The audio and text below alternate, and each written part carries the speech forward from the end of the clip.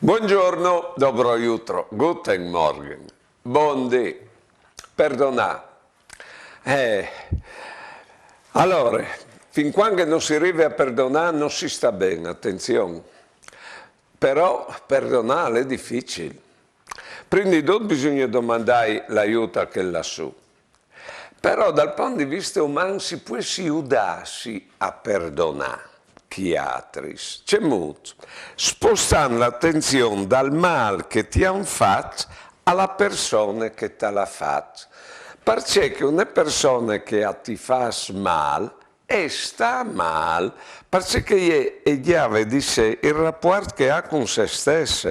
E on dicevi appunto perché ti fa male.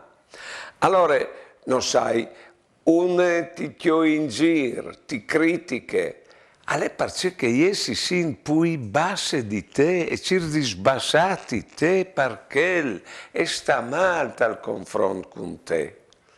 Oppure una persona ti tradisce, sì, però tutto che l'è scritto dentro di te dal rapporto con te e poi svolta pagina, ma resta scritto sempre dentro di te.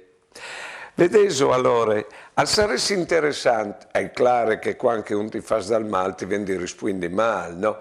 A essere di trattenersi dal rispondi e invece domandai, ma perché mi ha tu detto che robe qui? Perché mi ha tu fatto queste brutte parti? Per aiutare a Dio di sì.